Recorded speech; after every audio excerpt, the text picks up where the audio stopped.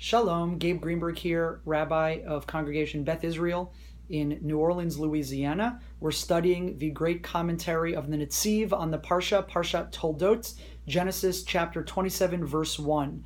The story we're jumping into is Isaac, who believes he's at the end of his life, is going to deliver final blessings to his two sons, Esav and Jacob. And quite famously, Jacob steals the blessing of his older brother Esav, or uses deceit to get the blessing with the help of his mother Rebekah.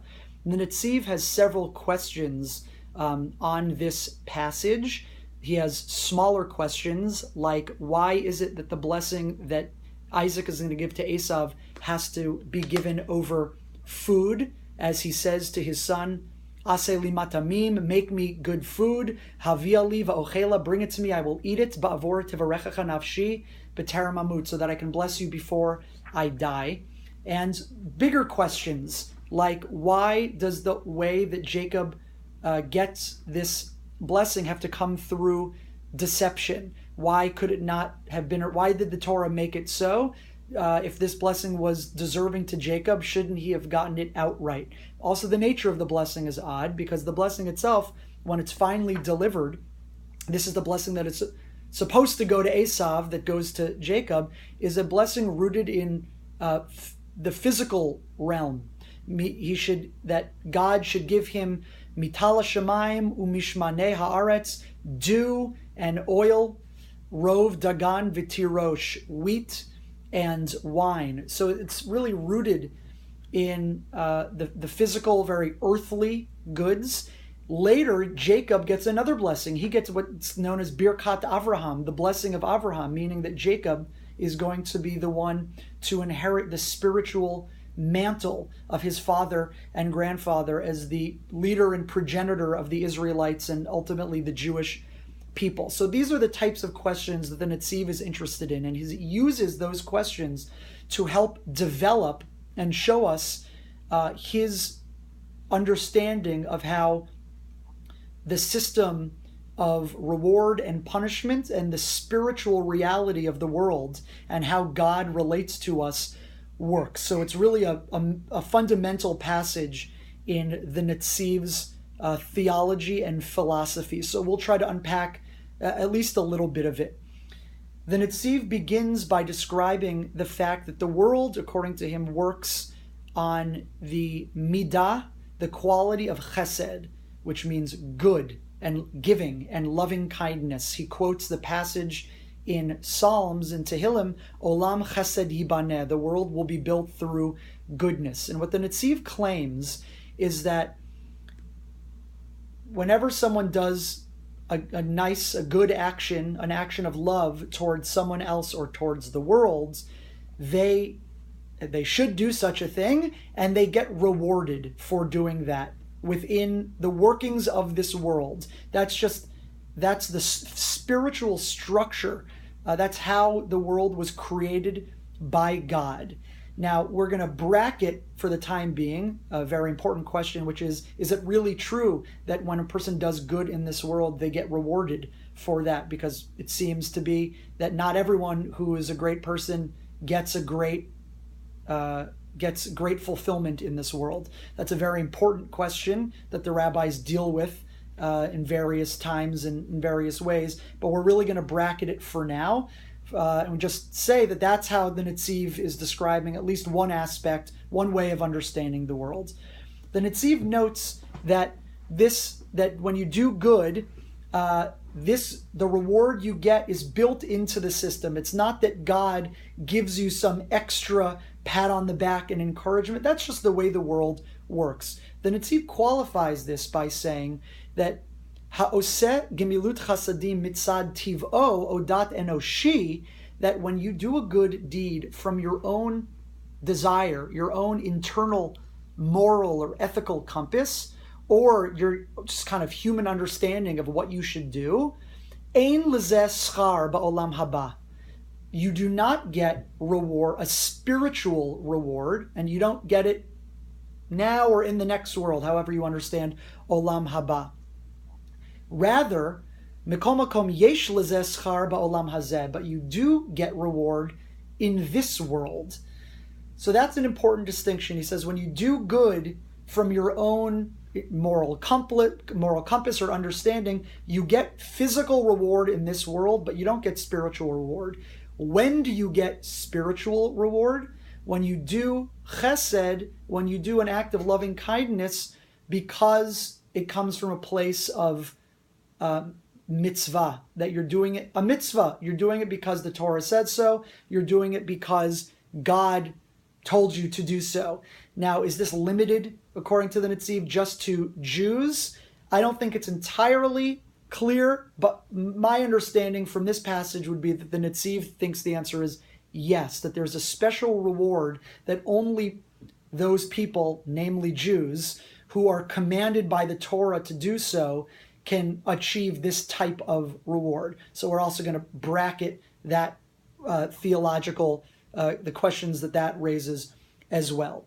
So the Netziv then goes on to relate this notion to our story. And he says that Isaac was a person very much on the spiritual plane. He was totally associated with Torah, God, ruchniut, spirituality, and he was dissociated with physical reward in this world. That's not what Isaac was involved in at all.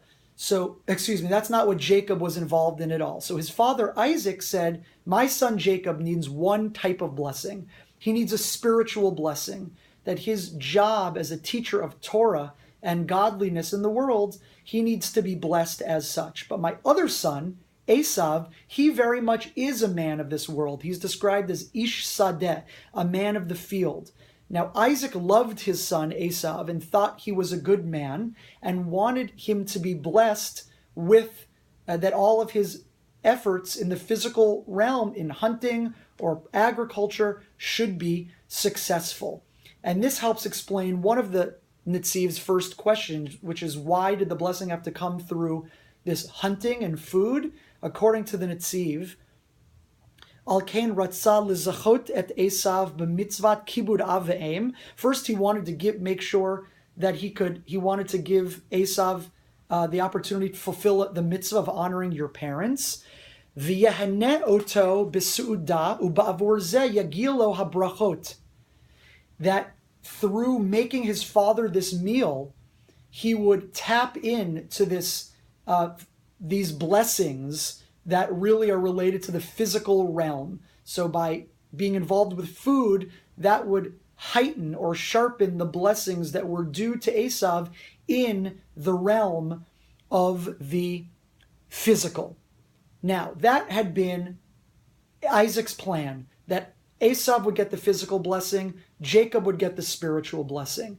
But Rebekah, Isaac's wife, Rivka Imenu, she had a very different understanding. And this is a very critical, fascinating insight that the Netziv brings now. He says as follows: Rivka mi'ahavatali Yaakov, out of her love for Jacob, hishtadla asher harishaim shiyatzu miYaakov, kshiyasu chesed yisu bracha me'Hashem be'olam hazeh.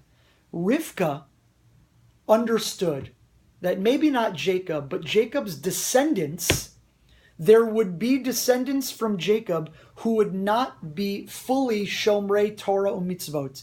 They would not be fully Torah observant, mitzvah observant Jews. Here, the Netziv uses a really negative word for that, Rishaim, bad people. But he says, the Netziv says, they too will do chesed. They're going to do good in this world. So I think the term Russia is not an appropriate one. And Rivka wanted Yisu bracha meHashem be'olam hazeh, that those people, Jewish people, who aren't connected fully to the Torah will nevertheless do good, and they should get reward in this world as well. Rivka was concerned that this bifurcation, this total separation between the physical Esav and the spiritual Jacob would sideline future Israelites and Jews who are of the spiritual line but are involved in the physical world and are not as involved in the spiritual or Torah world as Rivka or Jacob or Isaac or the Netziv would hope. And those people deserve blessing. A very key line here. Bechol dor yesh apikursim vehem balei chesed umitbarchim b'shefa. In every generation, there will be apikursim, people who don't fully or at all believe in the Torah, but they're balei chesed. They're good people. They do good. They do good deeds. They help other people. And those people are deserving of blessing and the blessing of abundance. And Rebecca understood this. And therefore, she orchestrates that the blessings that should go to Esav go to Jacob instead, so that his descendants, even those who are more, at least in this miskaret, in this understanding, those descendants who are a little more Esav-like within the Jewish people, should receive blessing in this world. So it's a really fascinating Netziv, which in a potentially kind of backhanded way tries to be melamed zchut, to find merit in people and in Jews who are not fully observant, that Rivka, our mother Rebecca, wanted such people to receive blessing and good in this world as well. And Isaac, who we understand, we usually associate him with midat hadin, with the quality of strict justice and judgment. If he had had his way, it wouldn't have been the case that Jews down the road, if you either get the full spiritual package for reward in Olam Haba, in the next world, or nothing. And Rebecca, she injected a little bit more chesed into the spiritual system. So really fascinating piece and an insight into the Netziv and the way he sees the spiritual and theological system of God functioning in our world. Have a great week. Shabbat Shalom.